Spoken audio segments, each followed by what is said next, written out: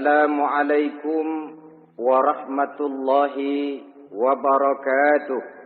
Waalaikumsalam warahmatullahi wabarakatuh. Bismillahirrahmanirrahim.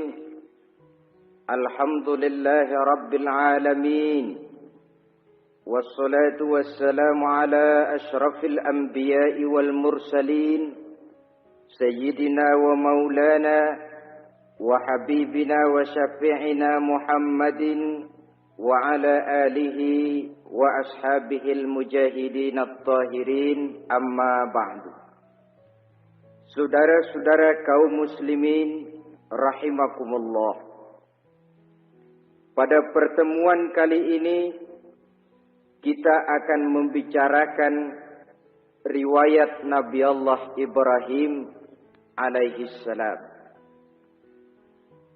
Beliau termasuk salah satu dari 5 orang rasul yang merupakan kelompok yang dikenal dengan ulul azmi, yaitu para rasul yang dinilai mempunyai kelebihan di dalam keutamaan, ketabahan, keuletan, dan sikap istiqomah di dalam berjuang.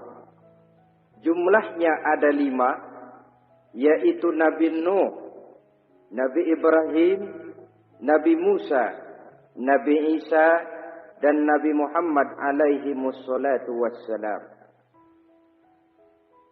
Sebagaimana yang kita maklum bahwa Nabi Allah Ibrahim alaihi salam lahir pada masa pemerintahan Raja Namrus laknatullah alaih. Namrus adalah figur yang lebih merupakan kekuatan daripada keadilan, lebih merupakan kezaliman daripada kebijaksanaan. Ia seorang raja yang memerintah secara sewenang-wenang, lalu dengan segala macam cara berusaha mempertahankan kekuasaannya. Itu sebabnya di hari-hari menjelang kelahiran Nabi Allah Ibrahim alaihi salam, entah oleh karena rasa takut dan khawatir akan munculnya orang-orang yang dapat menumbangkan kekuasaannya, entah karena bisikan ahli nujum atau dukun-dukun yang memang banyak mengelilingi istananya, ia memutuskan untuk membunuh seluruh bayi yang dilahirkan dalam bentuk laki-laki. Ini dilatar belakangi oleh kekhawatiran akan muncul seseorang yang dapat menghancurkan kekuasaannya, sebagaimana Fir'aun laknatullah alaih. Itulah sebabnya di zaman sebelum Nabi Ibrahim dilahirkan, Raja Namrus membuat peraturan. Apabila seorang ibu melahirkan bayi laki-laki, bunuh bayi itu. Seluruh perempuan hamil berada di bawah pengawasan aparatur negara. Dan laki-laki dianjurkan untuk jangan dekat-dekat dengan istrinya, guna menghindari terjadinya proses kehamilan ini. Entah berapa ratus, bahkan berapa ribu bayi laki-laki yang jadi korban tanpa dosa dari sebab kelaliman pemerintahan Raja Namrus laknatullah alaih ini. Kita teringat kepada satu hadis di mana Rasulullah sallallahu alaihi wasallam pernah bersabda, "Ya'ti 'alan nasi zamanun ru'asa'uhum kal asad wa wuzara'uhum kaz-zi'ab wa qudatuhum kal kilab wa katsirun nasi yawma idzin kal aghnam." Pada satu saat, kata Nabi, akan datang di tengah masyarakat manusia, di mana pada masa itu muncul pemimpin-pemimpin yang bertingkah laku seperti singa. Ru'asa'uhum kal asad. Pemimpin-pemimpin mereka bertingkah laku seperti singa. Saudara kenal singa? Saudara boleh periksa. Di mana ada hutan, singa selalu menjadi raja. Padahal hutan belum pernah bikin pemilihan umum. Tapi yang namanya singa tidak pernah peduli. Ada pemilihan umum atau tidak, raja hutan tetap singa. Kenapa? Karena singa menjadi raja di hutan bukan berdasarkan kebenaran, tapi karena kekuatan. Karena kuat, maka dia naik jadi raja. Soal benar atau tidak, soal lain. Maka sebagai akibatnya, setelah si singa ini naik menjadi raja hutan, dia bukan melindungi rakyatnya, malah makanin rakyatnya. Coba saudara lihat di hutan. Kambing rakyat hutan dimakan oleh singa. Ayam rakyat hutan dimakan oleh singa. Sapi rakyat hutan dimakan oleh singa. Inilah akibatnya karena singa naik berdasarkan kekuatan. Setelah naik bukan melindungi rakyatnya, malah makanin rakyatnya. Mental semacam inilah yang dimiliki oleh Raja Namrus laknatullah alaih. Cuma karena rasa ketakutan akan datang orang yang akan menumbangkan kekuasaannya, maka seluruh bayi laki-laki harus dibunuh tanpa dosa apapun. Itu akan datang di tengah masyarakat manusia, muncul pemimpin-pemimpin yang mentalnya seperti singa.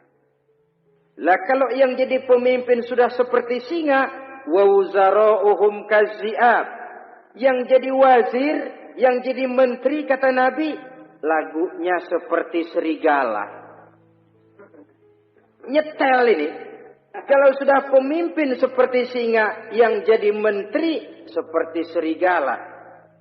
Apa serigala itu? Saudara tahu dalam dongeng anak-anak, serigala itu kan binatang yang paling licik.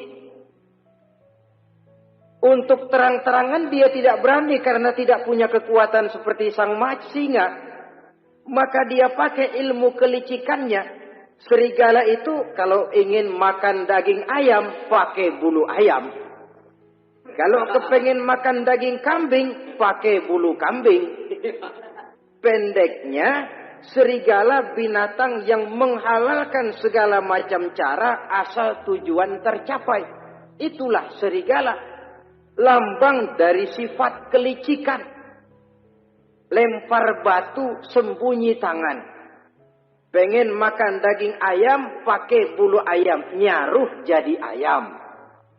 Pengen makan daging kambing, pakai bulu kambing. Nyaruh jadi kambing. Ini akibat dari yang pertama tadi. Pemimpin seperti singa, lalu menteri pun seperti serigala. Efeknya kemudian yang segera menyusul apa? Wa qudatuhum kal kilab. Kalau pemimpin sudah seperti singa, menteri sudah seperti serigala, wa qudatuhum kal kilab, akan muncullah para penegak hukum yang mentalnya seperti anjing. Inna lillahi wa inna ilaihi raji'un. Penegak hukum yang mentalnya seperti anjing itu. Anjing, saudara lihat, anjing akan setia kepada siapa saja yang memberinya daging. Kalau dia disuruh jaga rumah, dia tidak bisa membedakan mana yang maling, mana yang tamu. Biar yang datang tamu, kalau nggak bawa apa-apa, pasti digonggong. Biar yang datang maling, kalau bawa daging, anjing kalem. Pokoknya siapa yang memberi saya daging, itulah majikan saya. Apa kata majikan saya, itulah yang saya laksanakan. Maka hilang kebenaran hukum. Hancur norma-norma keadilan. Oleh karena apa? Oleh karena anjing dapat daging. Lalu dalam kondisi semacam itu, yang jadi rakyat bagaimana? Kata Nabi, wa katsirun nas yauma izin kal aghnam. Adapun kebanyakan orang pada masa itu lagunya sudah seperti kambing. Saudara, kambing itu binatang yang cuma menang geroyokan dan tidak punya alternatif. Namanya kambing, digiring ke lapangan embe. Betul kan? Digiring ke kuali embe. Dikasih makan rumput embe. Sampai pun mau dipotong masih embe juga. Tidak punya pilihan lain si kambing ini, tidak punya alternatif lain. Kondisi semacam inilah yang terjadi di masa pemerintahan Raja Namrus laknatullah alaih. Oleh karena diiming-iming, dibisiki oleh dukun-dukunnya, oleh nujum-nujum yang mengelilingi istananya, bahwa akan datang seorang anak laki yang kelak akan menumbangkan kekuasaannya, dia mengeluarkan peraturan. Ya, peraturan singa. Mulai saat ini diumumkan kepada seluruh rakyat, siapa-siapa perempuan melahirkan bayi laki-laki, bunuh hidup-hidup. Seluruh orang bunting di bawah pengawasan hansip negara. Dan mulai malam ini, supaya semua kaum bapak jarang-jarang tidur sama istrinya. Namanya peraturan Namrus. Tapi apa yang memang Allah kehendaki untuk terjadi, pasti terjadi. Yaitu kelahiran Nabi Allah Ibrahim alaihi salam. Pada saat beliau terlahir ke alam ini, oleh ayahnya yang bernama Azar, disembunyikan di dalam sebuah gua. Di sini bertemu antara nurani seorang bapak dan ketaatan kepada raja. Dia ingin taat kepada raja, dia mesti membunuh anaknya. Tapi sebagai bapak, dia sayang kepada anaknya, dia harus selamatkan. Dicarinya jalan tengah, maka Ibrahim disembunyikan di dalam sebuah gua dengan satu perhitungan tentunya. Lu mati, ya nggak apa-apa, lu hidup ya syukur. Sebab ini pertimbangan dia akan bikin susah dia di masa yang akan datang.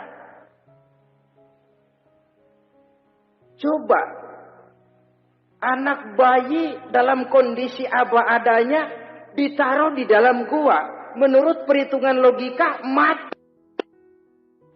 Namun apa yang terjadi? Nabi Allah Ibrahim yang sejak masa bayi diletakkan di dalam gua, dipelihara oleh Allah. Nah, kalau Allah yang sudah memelihara, orang mana yang sanggup mendatangkan bencana dan mudarat?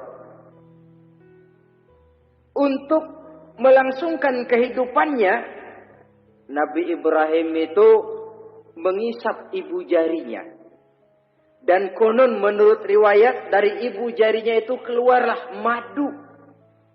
Sehingga walaupun tidak didampingi oleh ayah dan ibunya, tinggal di dalam gua seorang diri, pertumbuhannya sebagai seorang bayi menjadi seorang anak, tumbuh dengan pesat sebagai lazimnya anak-anak yang lain. Dalam ilmu tauhid, ini yang dinamakan irhas. Tanda-tanda yang diberikan kepada seseorang yang akan dipilih menjadi rasul pada saat dia masih anak-anak. Ini yang dinamakan irhas. Adapun kalau dia sudah diangkat menjadi rasul, maka tanda-tanda itu dinamakan mukjizat. Kalau jatuh kepada wali, maka tanda itu dinamakan karomah. Atau yang dalam bahasa kita disebut dengan keramat. Jadi kan kita ini dalam kehidupan anak-anak kita kadang-kadang bisa melihat bakat yang dimilikinya pada saat dia masih kecil. Tanda-tanda itu ada. Nah, dalam kehidupan para rasul, masa kecil mereka yang melambangkan tanda itu dinamakanlah irhas. Begitulah Nabi Ibrahim tumbuh dari bayi menjadi anak-anak di dalam goa. Dan ayah ibunya kadangkala menengok dia. Pada saat dia sudah mulai pandai berbicara, dia sudah mulai berpikir. Dan pola berpikir yang pertama, satu hari dia tanya bapaknya, "Papi," kalau bahasa sekarang, "ini yang bikin alam ini sebenarnya siapa? Yang bikin saya siapa? Yang menyebabkan saya ada siapa?" "Ya kami, ibu bapakmu," kata ayahnya. "Oh begitu." "Lalu yang bikin ibu bapak siapa?" "Ya nenekmu. Gara-gara dia saya ada. Gara-gara saya kamu ada." "Lalu yang bikin kakek dan nenek siapa?" "Ya buyutmu." "Lalu yang bikin buyut siapa?" "Ya bapaknya buyut."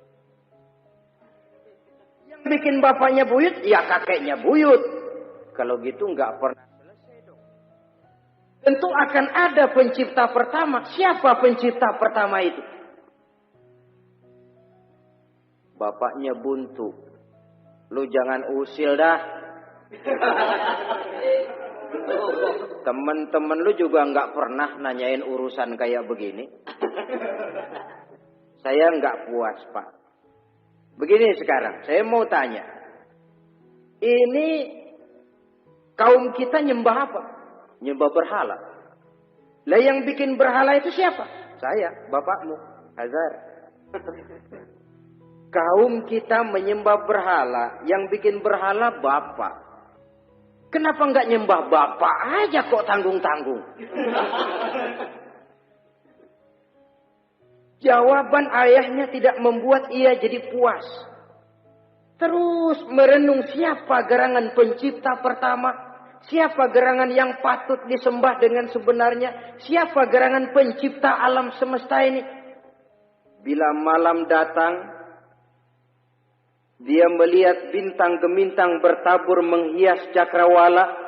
Dia berkata, "Ini yang patut dianggap Tuhan.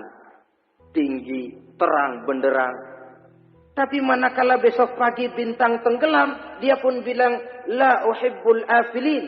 Saya tidak suka kepada yang tenggelam. Masa Tuhan tenggelam? Ketika malam datang, bulan pun terbit. Nah, ini barangkali yang Tuhan. Ini lebih besar dari yang semalam. Tapi bila bulan pun terbenam, lagi-lagi dia bilang Tuhan tidak mungkin terbenam. Lalu bila matahari terbit, nah ini enggak salah lagi. Ini lebih gede dari yang dua-dua kemarin. Ini pasti Tuhan. Dan manakala matahari terbenam, dia pun berkata, Tuhan tidak akan pernah terbenam. Perjalanannya mencari Tuhan ini bisa saudara baca dalam surah Al-An'am ayat 6 sampai dengan ayat 79. Sampai Allah memberikan petunjuk kepadanya. Mengangkatnya menjadi seorang rasul dan menyampaikan misi dakwahnya. Saudara-saudara kaum muslimin rahimakumullah. Dakwah yang pertama dilaksanakan tentu kepada bapaknya, kemudian kepada kaumnya. Secara psikologis ini kan makan hati. Coba kalau kita harus nasihatin orang lain yang tidak ada hubungannya dengan keluarga, barangkali biasa saja. Tapi nasihatin bapak sendiri, ini kan makan hati. Mau didiamkan saja, batil dan sesat. Mau diceramahin bapak sendiri. Tapi bapak tinggal bapak. Kewajiban melaksanakan dakwah jalan terus. Ini berarti bahwa tugas amar ma'ruf dan nahi munkar memang tidak mengenal posisi. Begitulah saudara-saudara, sampai kepada satu hari Nabi Ibrahim melaksanakan dialog dengan kaumnya. Saudara-saudara, ma hadhihi tamasil allati antum laha akifun. Surah Al-Anbiya ayat 51. Saudara-saudara, berhala-berhala ini yang bapak saya yang buat, inikah yang selama ini tuan-tuan sembah? Kaumnya menjawab, qalu wajadna aba'ana laha abidin. Iya, sebab nenek moyang kami, nenek moyang kita juga dulu nyembah itu. Bagaimana nenek moyang kita, begitulah kita. Jawab Nabi Ibrahim, laqad kuntum wa aba'ukum fi dhalalin mubin. Sebenarnya kamu dan nenek moyangmu sama, borongan satu gerbong sesat.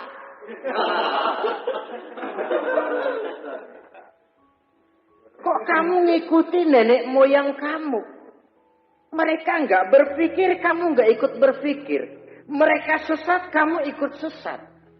Kamu sudah hidup di satu zaman yang maju sekarang ini. Kenapa mau kembali ke zaman nenek moyang dulu? Menyembah berhala yang nyata-nyata tidak sanggup mendengar, tidak sanggup melihat, tidak sanggup memberikan manfaat dan mudarat. Pokoknya kalau kamu tidak tinggalkan berhala-berhala ini, suatu saat pasti akan saya sikat dan saya hancurkan. Saudara-saudara, prinsip dakwah itu memang harus bil hikmah wal mau'izatil hasanah, dengan bijaksana dan dengan nasihat-nasihat yang baik. Tapi kalau sudah mencegah suatu kemungkaran, kata Nabi, man ra'a minkum munkaran falyughayyirhu biyadihi. Siapa di antara kamu yang melihat suatu kemungkaran, hendaklah dia berusaha merubah dengan kekuatan tangannya. Kalau dengan tangannya dia tidak sanggup, fabilisani, hendaklah dengan lidahnya. Kalau itu pun dia tidak mampu, fabiqalbi, hendaklah dalam hatinya. Dan mencegah suatu kemungkaran dengan hati, itulah nilai iman yang terendah adanya. Nabi Ibrahim melihat bahwa watak menyembah berhala ini sudah berurat dan berakar. Kenapa? Mereka malah mengembalikan itu kepada kebiasaan dan tradisi nenek moyang. Sama juga di zaman kita sekarang ini. Sudah kita menegakkan tauhid, membina sebersih-bersih iman, menegakkan semulus-mulus tauhid. Ada juga kelompok orang yang mau mengembalikan kita ke zaman nenek moyang, ke zaman animis. Menghidupi tradisi nenek moyang dalam hal ibadah, dalam hal ubudiyah, tentu merupakan langkah kemunduran adanya. Dan ini bukan barang baru. Umat Nabi Ibrahim sudah memberikan contoh. Kenapa kami menyembah berhala? Nenek moyang kami menyembah berhala. Nabi Ibrahim jawab, gampang aja. Iya lo, borongan, segerbong, lempeng semua sesat.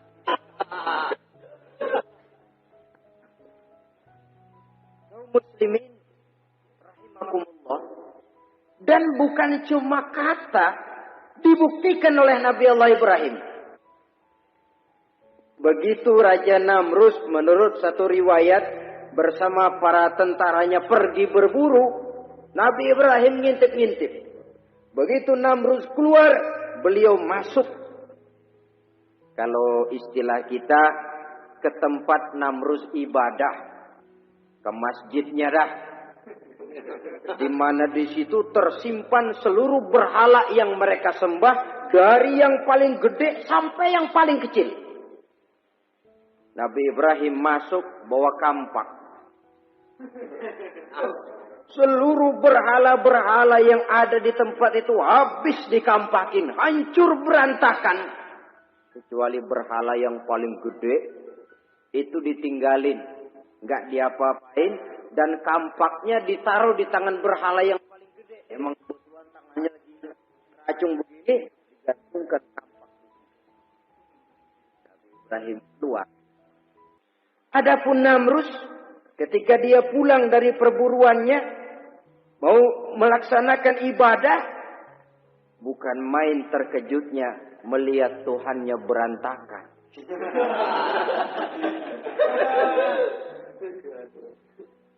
Waduh, ini celaka kerjaan siapa ini? Dikumpulkan para intel negara, staf-staf khusus. Ini ada supersip masuk kemari. Mengganggu stabilitas peribadatan kita. Ini mesti dicari siapa biang keroknya ini. Cari sampai ketemu siapa yang menghancurkan Tuhan-Tuhan kita ini.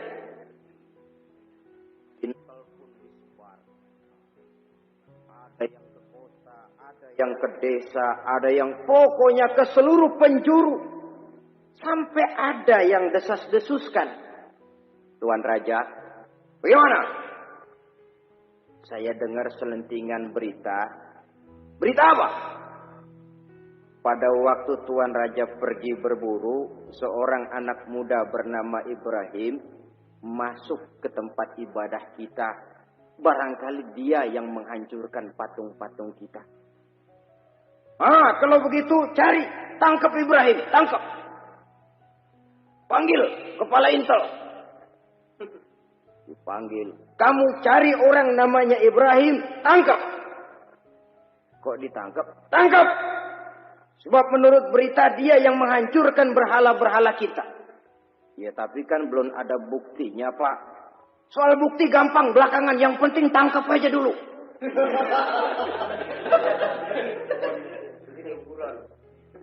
Ini supersip ini.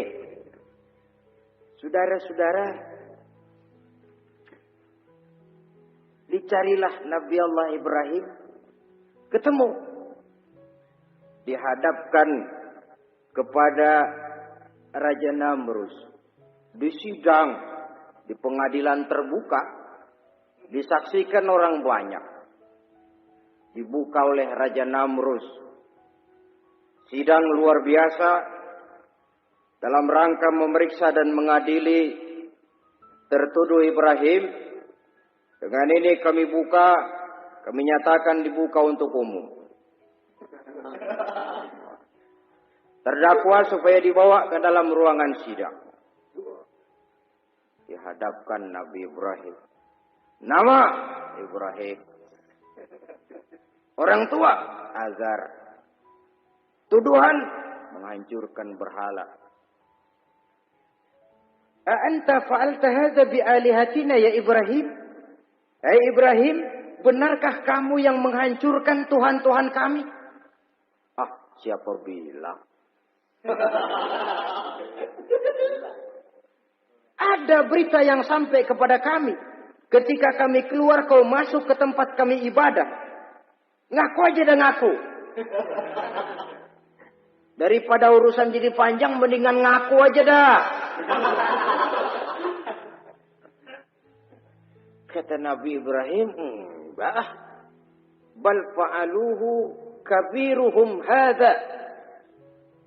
Yang menghancurkan berhala-berhala Tuhan, berhala yang paling besar ini. Yang paling besar ini. Besarnya nunjuk ke patung, ininya nunjuk ke dirinya. Kabiruhum kepada berhala, hadza kepada dirinya sendiri. Enggak, kata Nabi Ibrahim. Setahu saya enggak semua berhala hancur. Saya dengar yang paling gede enggak apa-apa. Ya. Dan ada kampak di tangannya. Kali yang gede tuh iseng. Jadi yang kecil-kecil ini dikampakin semua sama yang gede. Buktinya kampak masih ada di tangannya, kok tanya aja dia. Kata Namrud, Ibrahim, kamu sudah gila apa? Kenapa? Masa saya disuruh nyembah berhala, disuruh nanya berhala? Jadi nggak bisa jawab dia, nggak bisa jawab lah. Kalau nggak bisa jawab, kenapa disembah? Yang gila saya apa sampean? Merasa tidak sanggup menghadapi argumentasi yang diajukan oleh Nabi Allah Ibrahim, Namrud kalap. Dalam kekalapannya itulah ia menjatuhkan vonis bahwa Nabi Allah Ibrahim dihukum bakar hidup-hidup. Pada hari yang ditentukan, dikumpulkanlah kayu bakar sebanyak-banyaknya, sehingga merupakan timbunan besar yang menyerupai sebuah bukit kecil. Apabila segalanya telah siap, kayu bakar itu pun disulut orang, dan api mulai menjilat ke sana kemari, makin lama makin besar, makin lama makin besar, sehingga tentara Namrus bingung. Ini Ibrahim bagaimana ngebakarnya? Kalau kita anterin ke api, kitanya ikut angus. Dilemparin gak mungkin sampai. Lalu mereka menemukan akal. Dibuat semacam lentingan busur panah. Kalau istilah kita di kampung kayak selepetan begitu. Sehingga Nabi Ibrahim dilemparkan. Dan tepat jatuh di tengah kobaran api yang menggunung. Namrus tentu saja memandang dengan perasaan puas. Segenap konco-konco dan antek-anteknya melihat dengan hati yang lega. Dan semuanya merasa hancur sudah. Biang kerok yang selama ini menjadi racun dan duri dalam kehidupan kita. Tapi rupanya yang mereka mau lain dengan yang Allah mau. Ketika Nabi Allah Ibrahim hampir masuk ke tengah kobaran api yang menggunung itu, datanglah perintah Allah kepada api. Ya naru kuni bardan wa salaman ala Ibrahim. Hai api, dinginlah kamu, selamatkan Nabi Ibrahim. Api ini tunduk kepada perintah Allah. Ia pun dingin. Sehingga Nabi Ibrahim di tengah kobaran api yang menggunung, seujung rambut pun tidak terbakar. Malah kedinginan di tengah kobaran api. Lalu api ini dari besar, makin lama makin kecil, makin lama makin kecil, akhirnya padam. Yang ada tinggal tumpukan arang dan debu. Kata Namrus, mampus loh Ibrahim. Rasain. Barangkali istilah kita nih, makan pencarian lo. Pakai bertingkah, mencaci maki Tuhan kami, menghancurkan berhala-berhala. Sekarang rasakan hasil usahamu. Sorak-sorai pun kedengaran. Begitu lagi sorak-sorak dari tumpukan abu dan arang itu gerak-gerak. Kerusak, kerusuk, kerusak. Kok ini ada arang bergerak-gerak? Rupanya dilihat-lihat, makin lama makin nyata. Nabi Ibrahim keluar dari tumpukan arang dalam keadaan utuh, tidak kurang satu apapun. Sebenarnya andai kata Namrus mau menggunakan akalnya, saat itu dia tentu menemukan satu hal yang luar biasa. Satu kebesaran yang kalau dia mau merenung akan sampai kepada kekuasaan yang serba maha. Tapi karena ketika itu hatinya sudah dipenuhi nafsu, ditutupi oleh kesombongan, dia buta terhadap kenyataan itu. Kaum muslimin rahimakumullah,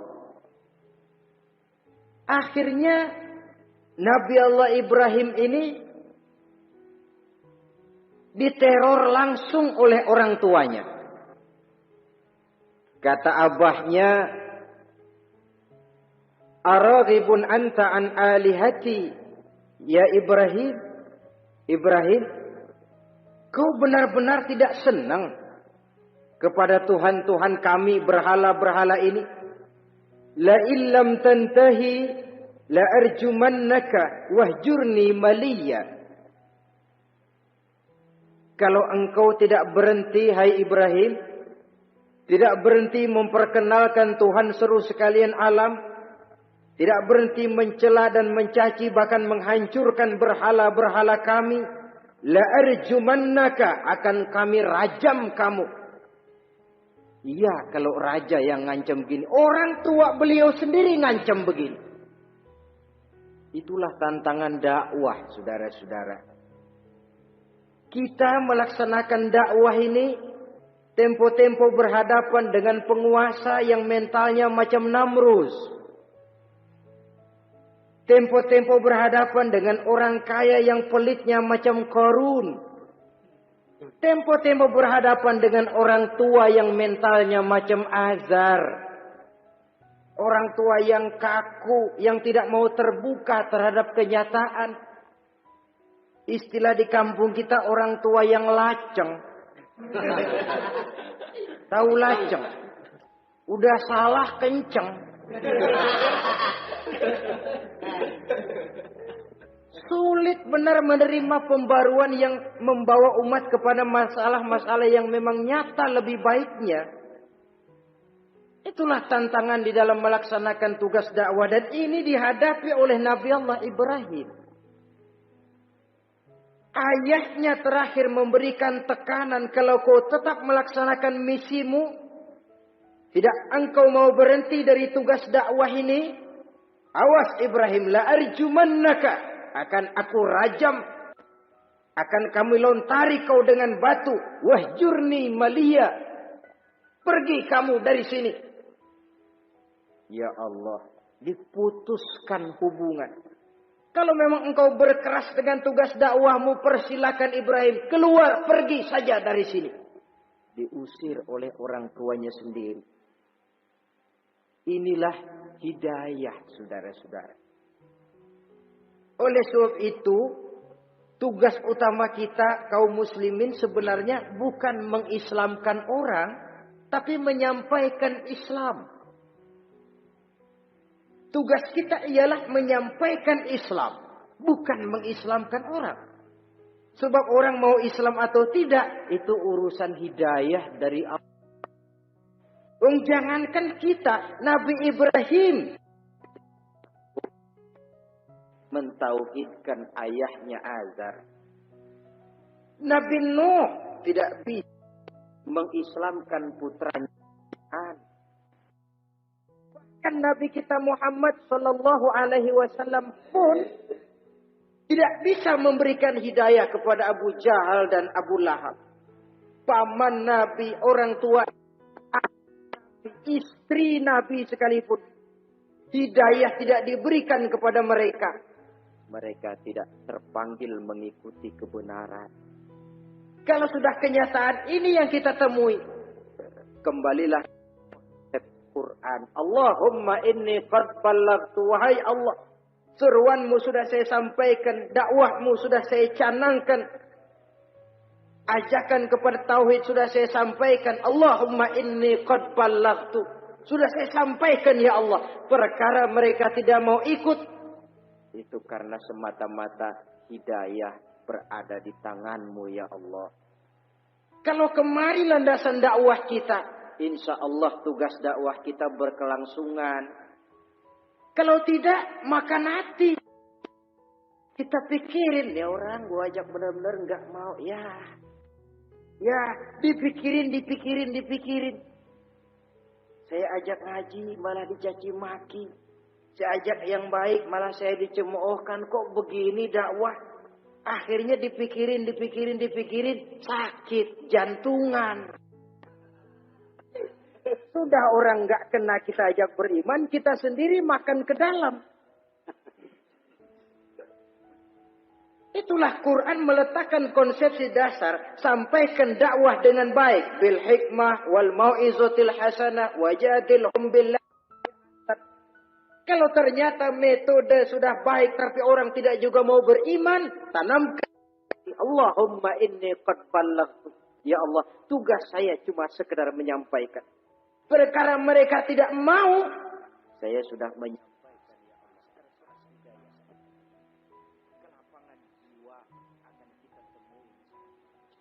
Kita berhadapan dengan yang punya mental kayak Namrus, bertingkah laku sewenang-wenang, Aji mumpung mentang-mentang kuasa lalu saenake dhewe. Menghitamkan yang putih, memutihkan yang hitam menurut seleranya saja. Entah berhadapan dengan orang kaya yang punya mental seperti itu, makin kaya, atau berhadapan dengan orang-orang tua yang punya tingkah laku seperti diperlukan sikap dada untuk menyampaikan risalah. Terhadap reaksi keras dari abahnya ini apa? Kata Nabi Ibrahim.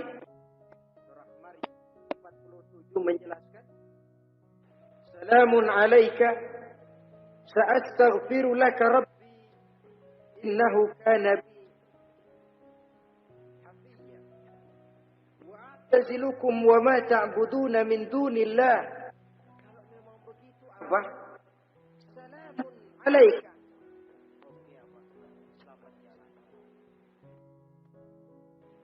Marilah kita tempuh jalan kita masing-masing. Saya memang anak bapak, tapi tauhid adalah prinsip. Saya, ini prinsip.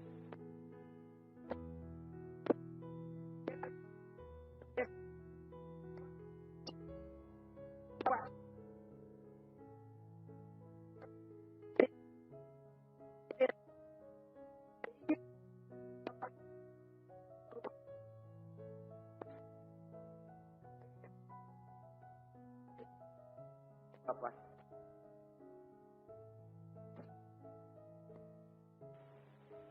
Astagfirullah. Saya akan memohon ampun kepada Allah untuk Bapak. Ampun.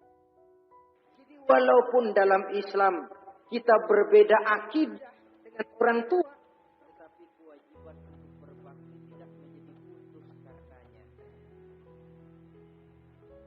Dalam surah Luqman dijelaskan, apabila kedua orang tuamu memaksamu untuk menyekutukan hati,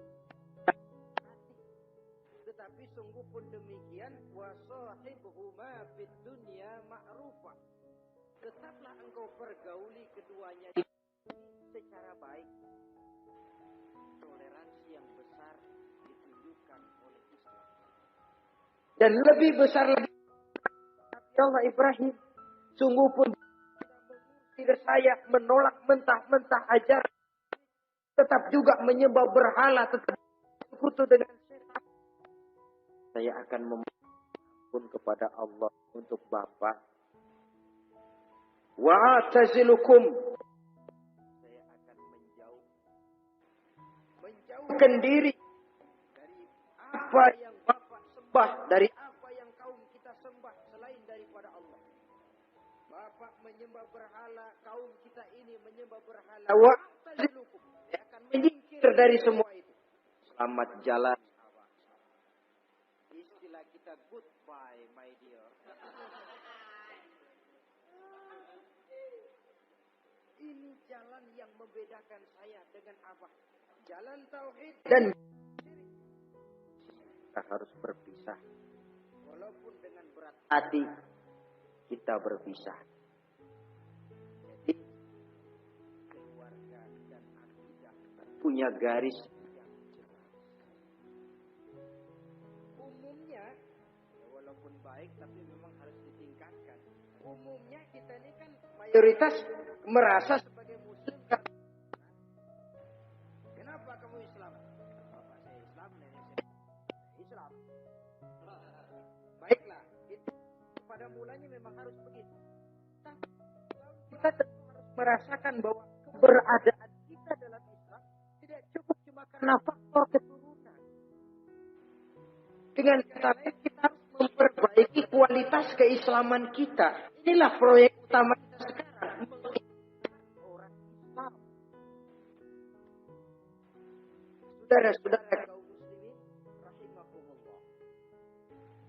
Maka Nabi Ibrahim pun meninggalkan orang tuanya, meninggalkan kaumnya, uzlah, hijrah ke tempat Baitul Maqdis, daerah di Palestina sekarang ini. Sejarah kehidupan rasulnya memiliki kemiripan. Rata-rata ditentang oleh kaumnya sendiri dan sebagian besar lalu hijrah. Itu barangkali memang resiko dari satu perjuangan. Nah, begitu tantangan yang dihadapinya dalam melaksanakan dakwah. Lalu cobaan-cobaan yang diberikan Allah kepada Nabi Ibrahim pun luar biasa. Pantas kalau beliau itu masuk ulul azmi dan mendapat titel Khalilullah. Nabi Ibrahim titelnya Khalilullah. Orang yang mencintai dan dicintai Allah. Khalilullah. Ini terbukti dari cobaan-cobaan yang dihadapinya. Pertama, dari perkawinannya dengan Siti Hajar, dengan Siti Sarah maksud saya, beliau tidak dikaruniai seorang anak pun. Umur sudah lanjut. Padahal anak kita tahu pelanjut sejarah, penyambung cerita, si buah hati, belahan jantung. Sampai pada satu hari Hajar musyawarah. Kalau bahasa kita, Bang, bagaimana Hajar? Lama juga kita sudah berumah tangga kan, Bang? Oh. Lalu, dan kita sejauh ini belum dikaruniai seorang anak pun. Ya sabarlah. Pada waktunya tentu akan ada juga. Tapi kapan lagi, Bang? Usia kita sudah cukup lanjut. Maksud kamu bagaimana, Hajar? Begini sajalah, Bang. Bagaimana kalau abang kawin saja lagi? Ya Allah, punya istri macam begini. Menyuruh lakinya kawin lagi. Tapi dasar Nabi Allah Ibrahim. Enggak mau saya kan cinta sama Hajar. Iya, soal cinta saya tahu. Dan saya tidak meragukan cinta abang kepada saya. Cuma masalahnya saya enggak bisa memberikan keturunan, Bang. Bukan enggak bisa, belum. Sudahlah, kawin saja lagi, Bang. Enggak mau, enggak mau. Istrinya nyuruh kawin, lakinya ogah-ogahan. Sekarang kan enggak, istrinya ngelarang kawin, suaminya malah.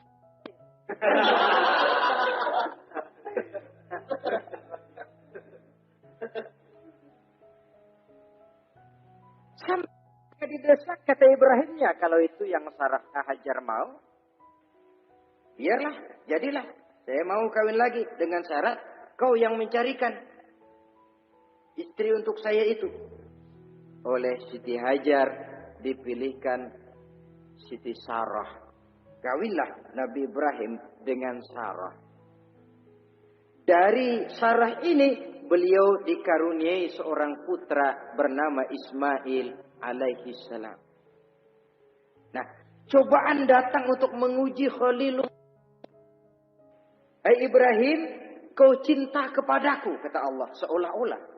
Setelah kau punya anak, masuk rasa cinta anak ke dalam hatimu. Allah mau buktikan mana cintamu yang lebih besar, kepada anakmu atau kepada aku, kata Allah. Maka turun perintah untuk menyembelih anaknya sendiri. Satu riwayat menceritakan bahwa latar belakang perintah menyembelih anak ini sebenarnya gara-gara Nabi Ibrahim juga ketelepasan ngomong. Beliau pernah menyembelih 300 ekor onta dan 1000 ekor kambing. Dagingnya dibagikan kepada fakir miskin. Dilaksanakan penyembelihan itu untuk mendekatkan diri kepada Allah. Sedekah. Tidak cuma manusia, malaikat kagum. Dipuji Nabi Ibrahim. Bukan main Ibrahim. Kaya, berani.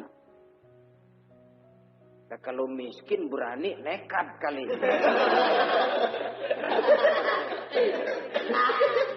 Ini kaya, berani. menyembelih 300 unta, 1000 kambing, dagingnya disedekahkan kepada fakir miskin. Luar biasa Ibrahim. Ketika dipuji orang banyak itulah beliau timbul sifat manusianya. Apa kata beliau? Saya mah jangankan kambing sama unta, anak juga kalau saya punya disuruh potong, saya potong untuk mendekatkan diri kepada Allah. Kenapa ketelepasan ngomong begitu? Sebab waktu itu belum punya anak. Ngomongnya enak. Sama juga kita, gue mah kalau punya motor siapa juga cengin. Lagi belum punya. Kalau udah punya lain gayanya. Itu biasa itu omongan orang belum kaya emang begitu.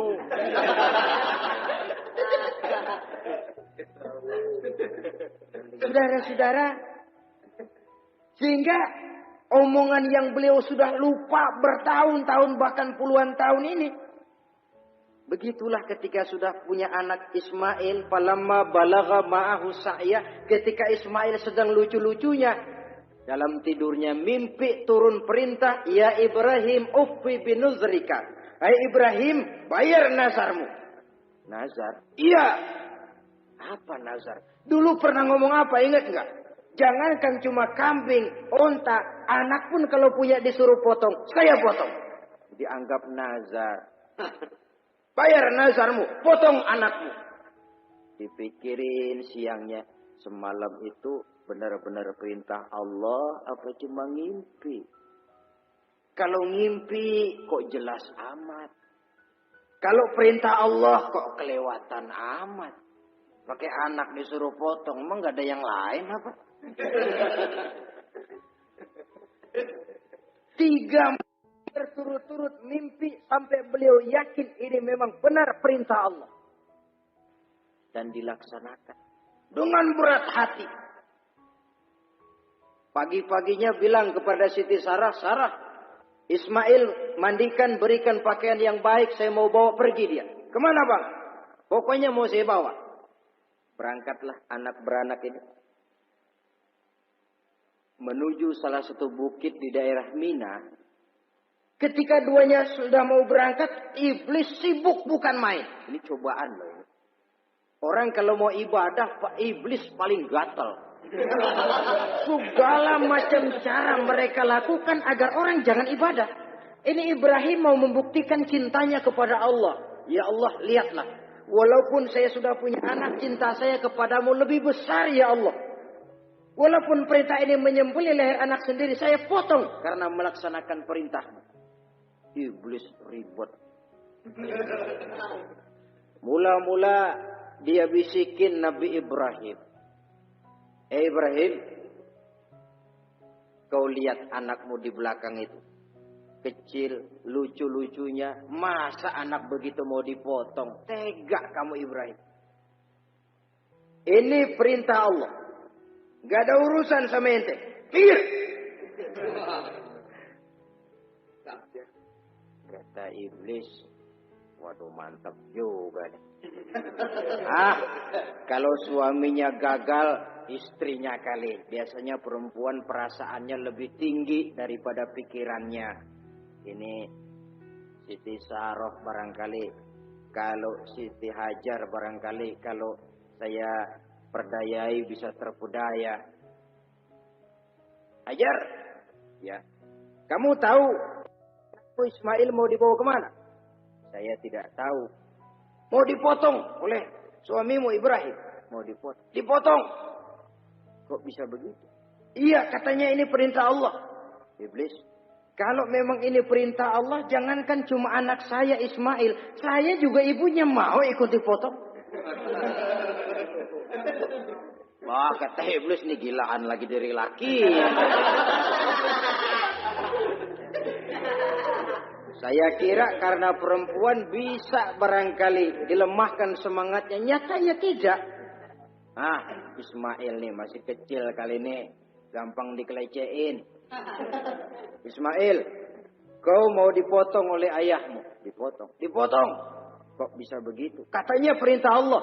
Kalau memang perintah Allah, saya siap. Iblis mau ngomong lagi, Nabi Ibrahim Ismail ngambil batu, disambitin iblis. Izhab ya la'in, pergi, laknat terkutuk kamu. Nyambitinnya itu sampai sekarang jadi ikutan dalam salah satu pelaksanaan ibadah haji yang disebut jumrah. Ngelontar, itu simbol permusuhan abadi antara manusia dengan iblis. Jadi kalau ada orang mau berbuat baik, iblis itu datang dari 3 penjuru. Dari bapak, dari anak, dari istri. Kadang-kadang bapaknya nggak kena, istrinya dibujukin. Laki luno sok loyar menyumbang masjid. Jangan kasih duit, simpen aja baik-baik. Istri nggak kena, anak. Segala macam cara iblis berusaha. Baru sampai di bukit yang dituju, Nabi Ibrahim buka kartu.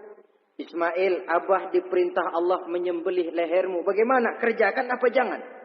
Kalau memang itu perintah Allah, kerjakan Abah.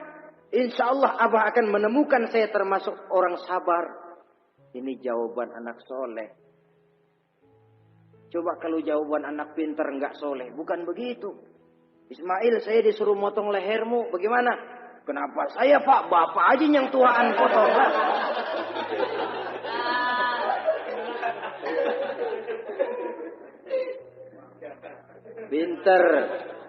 Pinter, tapi nggak soleh, ya begitu itu, minteri jadinya. Saudara-saudara, sampai Nabi Ismail diganti oleh Allah dengan seekor kambing kibas. Cobaan terhadap kecintaannya kepada Allah. Kau cinta aku, itu benar. Tapi setelah kau punya anak, rasa cinta anak masuk ke dalam hatimu. Mana lebih besar, cintamu kepada anakmu atau cintamu kepadaku, kata Allah. Terbukti cintanya kepada Allah lebih besar daripada cintanya kepada anaknya. Bukankah nilai cinta itu baru terasa nyata kalau sudah lewat cobaan, lewat pembuktian. Sehingga dengan demikian kata orang, biasanya cinta itu menuntut pengorbanan.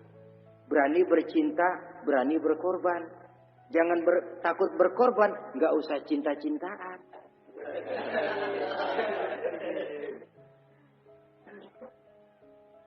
Saudara-saudara, sebab kalau orang sudah berbuat untuk sesuatu yang dicintainya, sangat boleh jadi si lemah akan jadi kuat, yang jauh jadi terasa dekat, yang takut jadi berani. Kalau orang sudah melakukan sesuatu untuk yang dicintainya.